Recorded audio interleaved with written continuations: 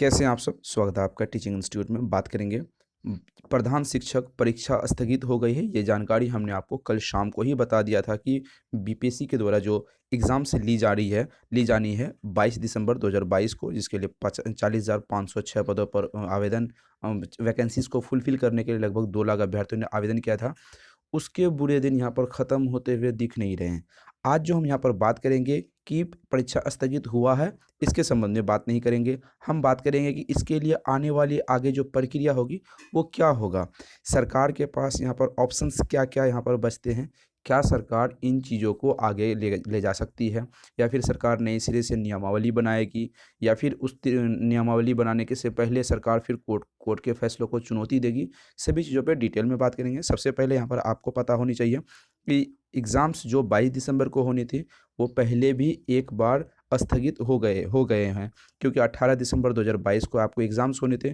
नगर निकाय चुनाव के लिए इस एग्ज़ाम्स को पोस्टपोन कर दी गई है। लेकिन इस बार का जो हालात यहाँ पर है वो पोस्टपोन वाली बात नहीं है। यानी 2 लाख अभ्यर्थी जो ये उम्मीद किए बैठे थे। देखिए, बात यहाँ बीपीएससी की है, ठीक है? बीपीएससी के जो माध्यम से एग्ज़ाम्स ली जा रही थी, बीपीएससी कोई भी एग्ज़ाम्स जब कंडक्ट करवाती है 100% वो गारंटी लेती है, क्योंकि बिहार का सबसे बड़ा जो एग्ज़ाम्स जो कंडक्ट करवाने वाली संस्था है वो बीपीएससी है। क्योंकि इनके माध्यम से जो भी एग्ज़ाम्स होती है, ना तो ये एग्ज़ाम्स में कोई फर्जीवाड़ा होता है, ना पेपर लीक होते हैं, ना ही इसके द्वारा जो एग्ज़ाम्स कंडक्ट करवाने के बाद रिज़ल्ट आते हैं, इसमें कोई आपत्ति ज़्यादातर होती नहीं है। तो जो अभ्यर्थी बीपीएससी से एग्ज़ाम्स दे रहे थे, उन अभ्यर्थियों को श्योरली पता थी कि लगभग मार्च 2023 तक रिज़ल्ट आ जाएँगे। उसके बाद जून-जुलाई में उसकी नियुक्ति मिनिमम सितंबर तक उनकी नियुक्ति यहाँ पर होनी तय थी। यानी 2 लाख अभ्यर्थी जो थे, लगभग उनमें से 40,000 अभ्यर्थी यहाँ पर सफल हो जाते। तो ये थी बीपीएससी की खासियत। अब सवाल आता है कि इनके ग्रहण खत्म होने के नाम नहीं ले रहे हैं। कारण यहाँ पर कुछ ऐसे यहाँ दिख रहे हैं, क्योंकि 2 लाख अभ्यर्थी वेट कर रहे हैं, सिर्फ यहाँ पर पोस्टपोन नहीं हुआ। देखिए, एग्ज़ाम्स की जो बात यहाँ पर की गई है, नियमावली और रोस्टर को सरकार चुनौती देना चाहती है, क्योंकि जो हाई कोर्ट है, हाई कोर्ट के फैसले यहाँ पर ये आए थे। जो नियमावली और रोस्टर जो सरकार द्वारा बनाए गए थे 2011 वाली, वहाँ पर वो कोर्ट का कहना है, हाई कोर्ट का कहना है कि ये चीज़ें ठीक नहीं हैं। आप नियमावली बनाने से पहले अभ्यर्थियों से राय नहीं लिए, यानी उससे कोई बात नहीं किया, उससे कोई सजेस्ट नहीं किया, आप नियमावली बना दिए। रोस्टर और नियमावली बनाने से पहले आपको यहाँ पर अभ्यर्थियों से जितने भी अभ्यर्थी हैं, जितने भी शिक्षा विद्वान हैं, उन सभी से आपको डिस्कस करनी चाहिए, चर्चा करनी चाहिए। आप अपने मन से बना दिए, इसीलिए इसको हम स्थगित करते हैं। कब तक स्थगित करते हैं? हमेशा के लिए।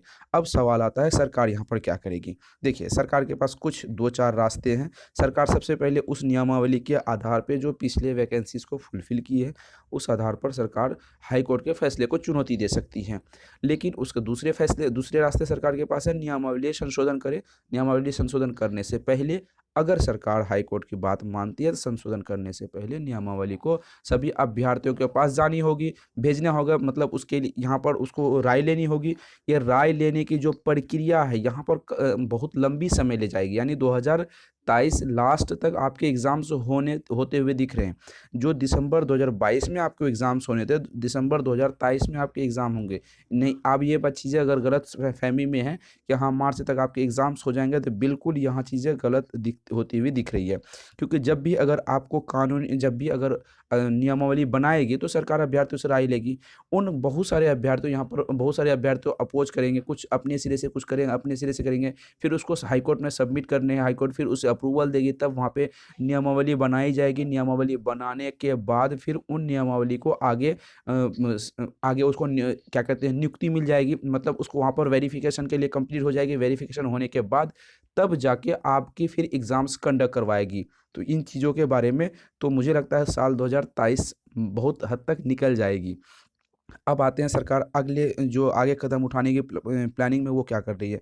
सरकार हाई कोर्ट के आदेश का पालन करते हुए एग्ज़ाम्स को स्थगित कर दी गई, लेकिन सरकार कानूनी राय भी ले रही है, क्योंकि सरकार जानकारों का कहना है कि अब तक किसी भी नियमावली से पहले कोई भी आपत्ति दर्ज नहीं हुई है, यानी कोई भी आपत्ति दर्ज नहीं कराने का कोई नियम नहीं है।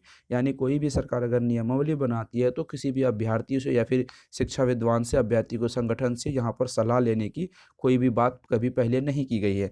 तो आने वाले समय में देखते हैं कि सरकार क्या कुछ यहाँ पर कदम उठाती है। जो भी अपडेट सरकार देगी उसके लिए हम आपको टाइम टू टाइम अपडेट देते रहेंगे। एक चीज़ें यहाँ पर देख सकते हैं, शिक्षा विभाग ने हाई कोर्ट के आदेश का पालन करते हुए स्थगित कर दिया है परीक्षा।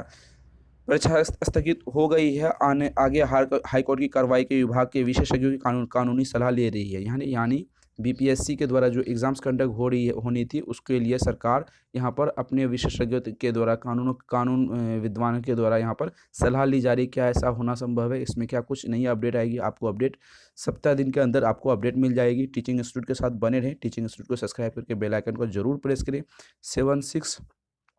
7634993536 इस नंबर पर सीटेट 2022 की क्लास रेगुलर बेस पे आपको मिलती है। इस नंबर पर व्हाट्सएप करके सीटेट 2022 की क्लास आप सीटेट 2022 के आप नोट्स ले सकते हैं। कैसी इन्फॉर्मेशन लगी कमेंट सेक्शन में जरूर बताइएगा। फिर मिलते हैं अगली वीडियो में। Thank you.